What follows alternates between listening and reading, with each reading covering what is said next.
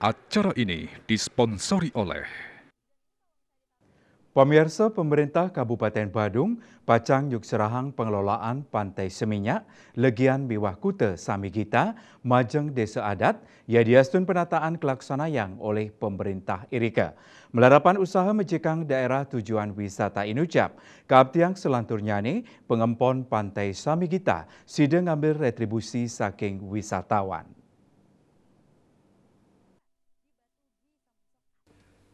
Bupati Badung Inyoman Giri Presta Mausang Desa Adat sampun ngicen hak pengelolaan Majeng T3 daya tarik wisata Inucap. Nanging pai ketandani ngulengang Mang Dani memargi anutin uger-uger sanes sampun memargi. Manut Dani ngenenin retribusi pengelola DTW Mang De sadurung nyaning laksanayang pengajuan. Pai ketan saking Desa Adat Kailingang, Mang Dani nyelehin pisan sadurung ngejan tenang tarif utawi prebeo retribusi.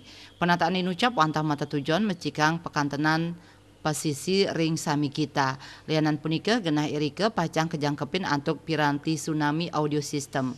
Pai ketandane maut saha pini becik majeng wisatawan inggian domestik wiadin asing. Punika mawinan pangupaya mecikang tur ngeraksek asrian kemargiang. Lianan punika genah pedagang madolan taler sampun kasiaga yang becik, sapisanan piranti nambakin abrasi.